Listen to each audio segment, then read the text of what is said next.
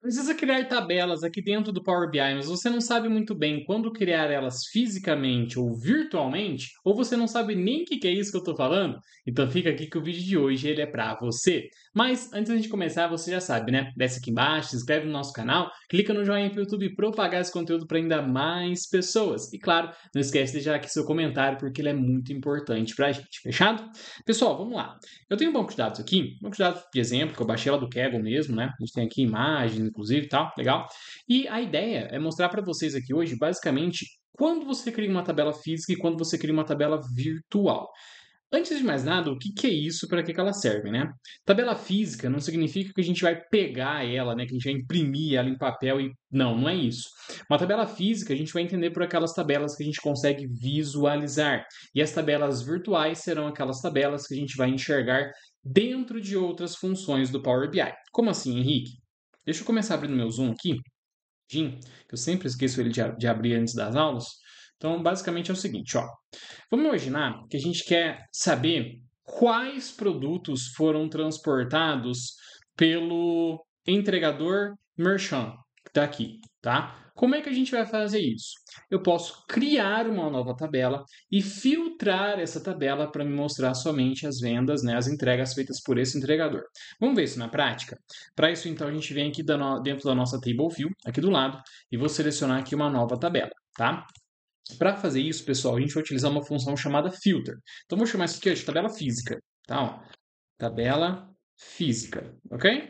E aí, vou chamar então a minha função filter. A função filter, pessoal, ela nada mais é do que uma função que retorna uma tabela que tem sido filtrada, ou seja, uma tabela que a gente aplicou alguns filtros dentro dela. Tá? Mas, gente, quais filtros? Aqueles que a gente quiser. Então, por exemplo, eu vou filtrar aqui então a minha Amazon, que é o nome da minha tabela, e aí eu vou escolher a coluna, que vai ser a coluna de entregador, tem que ser igual a merchant, dessa forma. Então, o que eu estou falando aqui? Estou falando o seguinte, olha só, Power BI, crie uma tabela física para mim.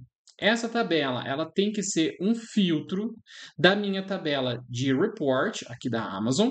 E qual que é o filtro que você vai aplicar nela para mim? O filtro que você vai aplicar nela é, quando você pegar na coluna de entregador, retorne para mim somente quando você encontrar a palavra merchant, tá? Só isso.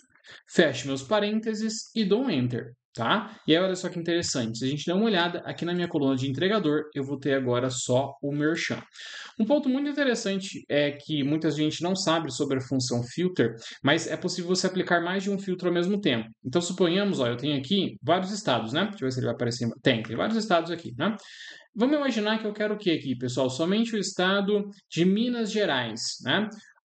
Ou então, ó, Santa Catarina, melhor, Santa Catarina. Então, o que que eu vou fazer aqui, né? No final da minha função filter, eu vou dar um espacinho aqui, né? Então, eu vou dar um zoom daqui a pouquinho para vocês verem. E eu vou colocar dois ex-comerciais. O que que significa isso? Um e-comercial ele concatena, dois ex-comerciais ele simplesmente faz a minha função e, ele gera uma conjunção para mim, ok? E aí eu vou fazer o seguinte, ó, a minha coluna de estado agora tem que ser igual a Santa Catarina, dessa forma. E quando eu dou um Enter, você vai reparar que agora ele faz o seguinte, ele está trazendo para mim todas as entregas que aconteceram no estado de Santa Catarina e o entregador foi o Merchan. Então a função filter a gente já tem até vídeo dela aqui no canal, mas para quem não conhecia, tá aí. É possível que a gente faça então dessa forma, tá?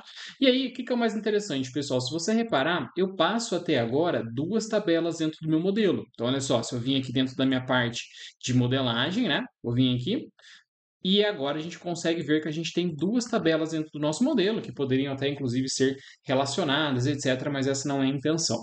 O que que passa a ser uma tabela física, uma tabela virtual, perdão? Uma tabela virtual quando a gente utiliza essa tabela dentro de outra função. Exemplo, eu vou clicar aqui no botão de inserir dados para eu gerar uma tabela aqui só de medidas. Olha só, vou gerar essa tabela aqui de medidas, só para a gente conseguir gerar a nossa medida aqui dentro, né? Vou clicar aqui em Load. E aí, pessoal, olha só que interessante. Eu vou agora criar, né, um problema que eu quero contar quantas vendas foram feitas pelo entregador Merchant em Santa Catarina, que é basicamente a tabela que a gente tem aqui atrás. Então, olha só que interessante. Eu vou clicar com o meu botão direito, vou clicar em uma nova medida, vou chamar isso aqui de tabela virtual, para a gente saber a diferença. tabela virtual. E aí, pessoal, olha só que interessante. Eu vou gerar agora uma função que é a minha CountRows. E o que a CountRows faz? Ela nada mais faz do que contar o número de linhas dentro de uma tabela. E vou contar, então, a tabela que eu coloquei lá atrás. Henrique, não era mais fácil você colocar o nome da tabela aqui, né? Por exemplo, tabela física? Sim, era bem mais fácil. Só que a ideia é mostrar para vocês que as tabelas físicas elas não são tão interessantes assim. Então, o que eu vou fazer? Eu vou replicar a função DAX que eu coloquei lá atrás para gerar minha tabela física, só que agora gerando uma tabela virtual. Olha só, vou vir aqui na minha filter, a tabela que eu vou filtrar é a Amazon, e eu tenho dois filtros para aplicar, onde o entregador tem que ser igual a Merchant e o estado tem que ser igual a Santa Catarina. Simples assim. Fecha filter, fecha count rows. Então vamos ver essa função? Vamos lá. Gerei aqui então uma função que é a count rows. A count rows ela vai então contar uma tabela que vai ser gerada pela filter. A filter vai gerar minha tabela original, mostrando somente os entregadores que foram em Merchant e também for no estado de Santa Catarina. Fecha um parênteses da filter, fecha um parênteses da count rows. Simples assim. Dou um enter aqui e agora, pessoal, olha só que interessante. Vou arrastar aqui para dentro e a gente vai reparar o seguinte, que ele traz para a gente o resultado de 4.553 vendas feitas pelo entregador Merchant no estado de Santa Catarina. E agora, se a gente volta lá na nossa tabela virtual, nossa tabela física, aqui, ó, tabela física, clica em cima dela, né? Clico aqui, a gente vai reparar que existem 4.553 linhas. Então, basicamente, o que a filter fez, o que a CountRows fez, foi contar o número de linhas dessa tabela, porém, sem a necessidade dela existir. Quer ver? Olha só, eu vou vir aqui, ó, na minha tabela física, aqui do lado, ó, vou clicar com o botão direito e vou remover, delete from model, e vou clicar em yes.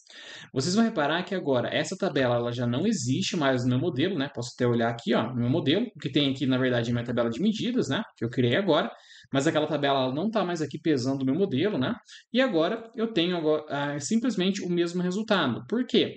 Porque quando a gente utiliza a função filter sem ser isoladamente, mas dentro de outras funções, a gente passa a gerar tabelas virtuais.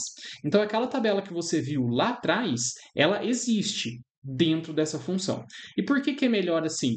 Porque assim a gente vai ter menos tabelas dentro do nosso modelo, tá? A gente vai necessitar de menos conexões, caso isso seja necessário, relacionamentos, melhor dizendo. A gente vai ter menos dados lá dentro para nos confundir ou até mesmo para realmente deixar o modelo menos eficiente. Então, tabelas virtuais, ou seja, criadas dentro de outras funções, são as melhores soluções para o seu projeto. Por quê? É a mesma coisa lá do Excel, pessoal. Quando a gente aprende a fazer função aninhada dentro do Excel, ou seja, a gente passa a colocar mais de uma função dentro da outra, eu entendo que esse processo é um pouquinho mais dramático, um pouquinho mais complexo, mas fica muito mais simples a execução da sua função. Por quê? Você passa a não precisar mais criar uma função nessa célula, ou naquela outra, e depois juntar tudo num lugar só. Fica feio, fica antiprofissional. E a mesma coisa acontece aqui com as funções DAX do Power BI. Quando você organiza suas funções, colocando as tabelas dentro de outras funções, ou então utilizando variáveis também, que é muito interessante, você passa a ter um projeto muito mais profissional, ok? Então, espero que eu tenha solucionado a sua dúvida. Se você ficou com alguma dúvida, já sabe, né? Comenta aqui embaixo e te vejo no nosso próximo vídeo. Tchau, tchau!